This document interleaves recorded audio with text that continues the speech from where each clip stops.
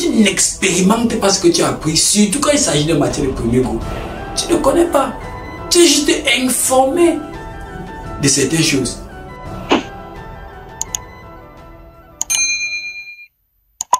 Lors de l'une de nos dernières émissions que j'ai une question, nous avons parlé des stratégies pour exceller dans la matière de second goût. Et nous avons eu beaucoup de réactions des élèves et étudiants qui voulaient savoir qu'en est-il des matières de premier goût. Comment exceller dans la matière de premier goût. Quelles sont les stratégies qu'on peut utiliser pour maîtriser les matières de premier goût.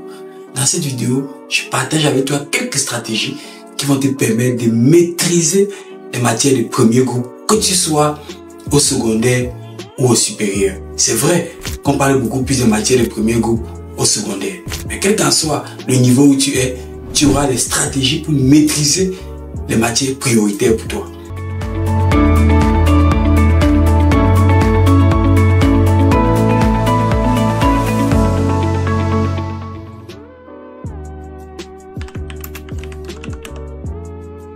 Salut à tous, je suis Valère Foulami, ingénieur polytechnicien de Yaoundé, entrepreneur et coach scolaire.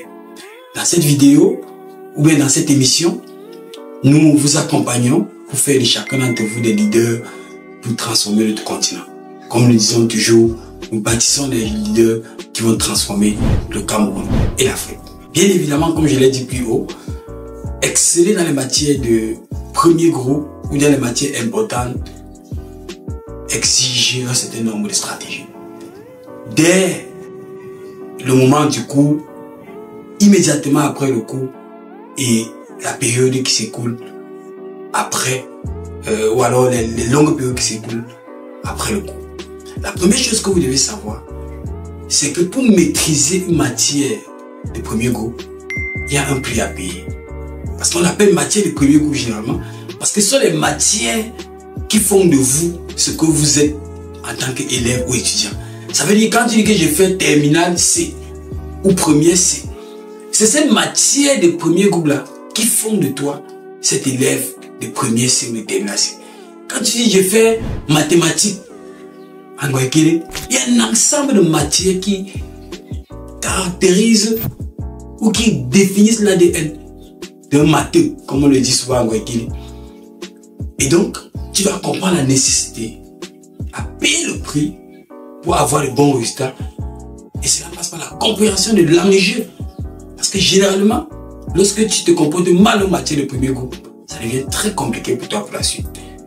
La première chose que tu dois savoir, c'est que la première stratégie pour maîtriser la matière de premier groupe, se situe au niveau de l'acquisition des connaissances. Parce que le processus d'apprentissage va de l'acquisition des connaissances au stockage, de l'acquisition des connaissances à la restitution en passant par le stockage. C'est-à-dire qu'on parle de l'école. L'école, c'est un ensemble d'acquisition. C'est-à-dire que c'est un système dans lequel il faut acquérir les connaissances. Il faut les stocker. Il faut les restituer à un moment donné. Mais dans la restitution peut se faire de façon théorique ou de façon pratique. Ce qui fait aussi appel à l'intelligence. Donc la première chose que nous devons maîtriser pour les matières de premier groupe, c'est l'étape de l'acquisition de la connaissance. Comment acquérir la connaissance? Ça veut dire que si tu acquiers mal la connaissance, le reste est déjà négatif. Ça veut dire que si dans un cours, tu n'as même pas tout le contenu du cours, tu es à balle barré. Donc la première chose qu'il faut faire, c'est d'avoir tout ce que tu dois avoir. Après, on va voir comment faire pour retenir, comment faire pour ne pas oublier, comment faire pour retenir et comment faire pour restituer. Et donc, après les expériences et les analyses que nous avons vues, parce qu'aujourd'hui, il y a plusieurs façons d'acquérir des connaissances. Vous pouvez aller sur Internet, vous pouvez aller à l'école, vous pouvez aller sur les plateformes comme YouTube. Si vous savez comment vous y prendre, vous aurez les informations. Avec l'intelligence artificielle aujourd'hui, c'est encore plus facile. Donc, vous pouvez avoir le contenu de vos cours. Il y a les applications en ligne et tout ce qui va avec. Mais après l'analyse de tous ces éléments-là, nous sommes rendus compte que le meilleur endroit pour acquérir l'essentiel, le nécessaire de vos cours, c'est en classe. Donc la première stratégie pour bien maîtriser ou bien exceller dans les matières de premier goût, c'est de ne jamais rater le cours. En réalité, les amis, la plupart des grands professeurs, lorsqu'ils font cours, ils mettent en place des systèmes ou bien ils respectent certains canevas pédagogiques qui vous permettent, quel qu'en soit votre type de mémoire, de sortir du cours ayant acquis un maximum de connaissances. Par exemple, lorsque nous parlons des types de mémoire, on va voir qu'il y a des personnes qui ont une mémoire auditive, visuelle ou kinesthésique. Et on va voir que la facilité de rétention d'une leçon dépend de ton type de mémoire et est fonction de la façon avec laquelle l'information est diffusée. Or, les grands professeurs pendant les cours utilisent également les mécanismes qui permettent à celui qui est visuel de se retrouver dans son cours, à celui qui est auditif de se retrouver dans son cours, à celui qui est kinesthésique de se retrouver dans ton cours. C'est pour ça que si vous allez dans les classes, vous allez voir que la plupart des professeurs de mathématiques, généralement, copient le cours au tableau. Et pendant qu'ils copient le cours au tableau, ils exigent parfois que vous notiez, ou bien ils vous remettent les supports de cours. Pourquoi est-ce qu'ils le font?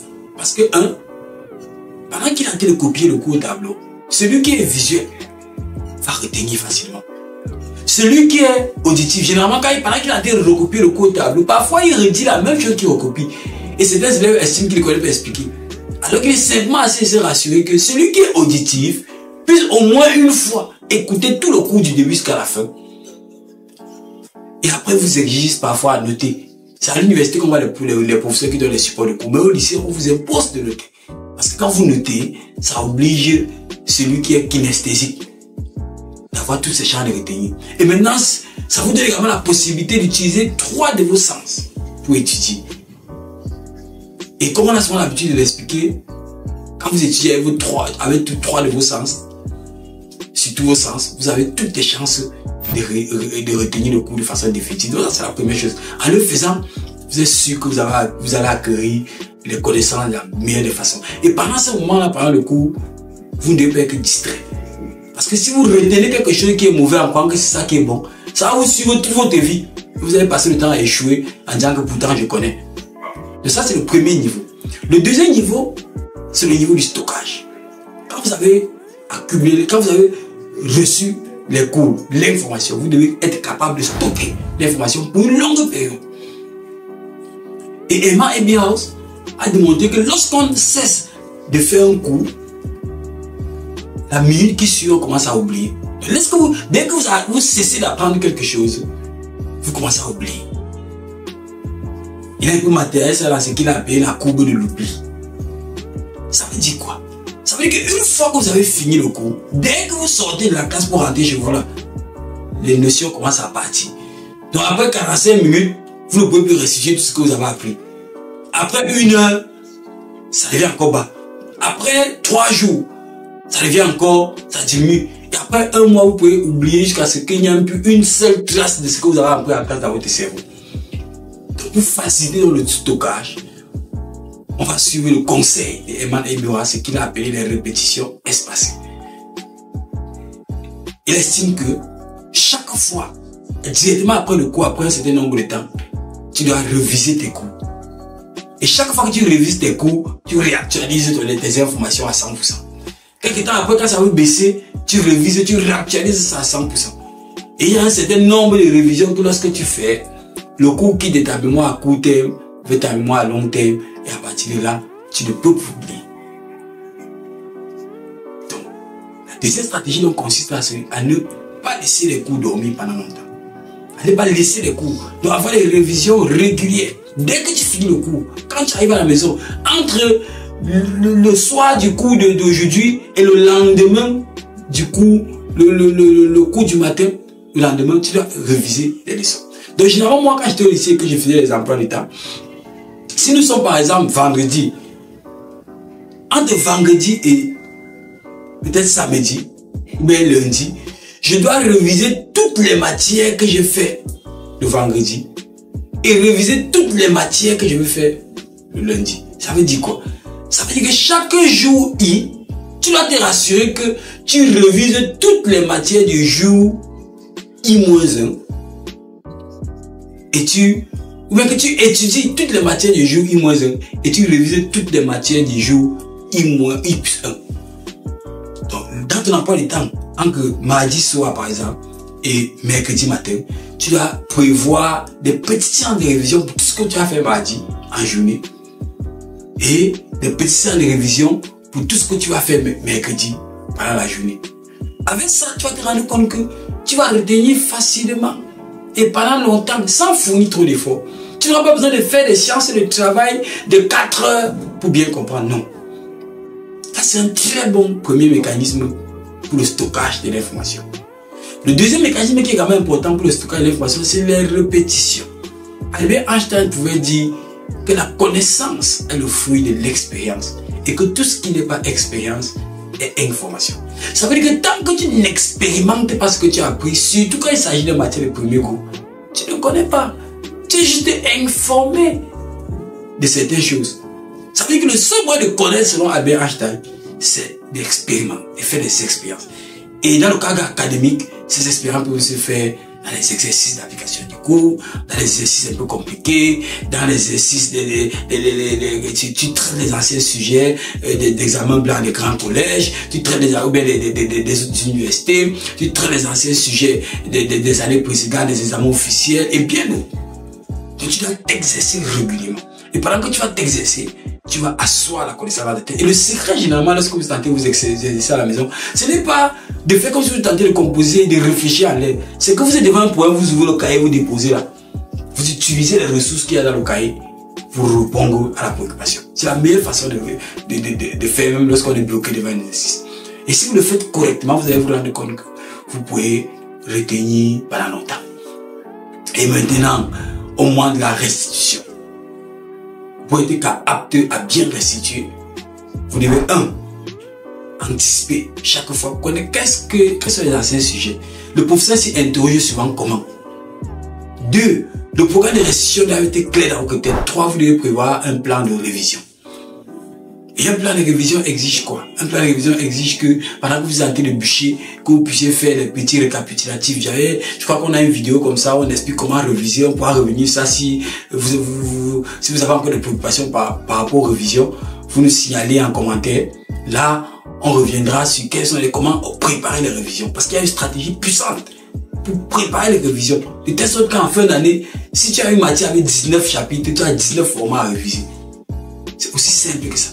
Donc, tu dois également bien réviser à l'approche des examens ou des compos. Et à l'approche des compos, tu dois te concentrer et focaliser. Parce qu'il y a beaucoup de choses qui distraient les élèves à l'approche des examens et qui les font échouer.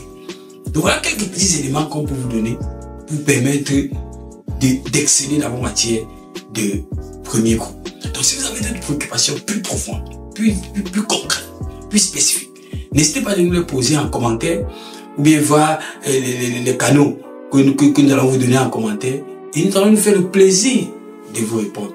Merci de nous avoir écouté jusqu'à la fin. Si vous avez aimé, partagez massivement la vidéo. Laissez-nous un commentaire pour que nous puissions avoir vos avis par rapport à tout ce que nous avons abordé ici. Abonnez-vous pour ceux qui ne sont pas encore et cliquez sur la cloche de notification. Merci à chacun d'entre vous et rendez-vous vendredi prochain pour notre prochaine émission. Coach, j'ai une question.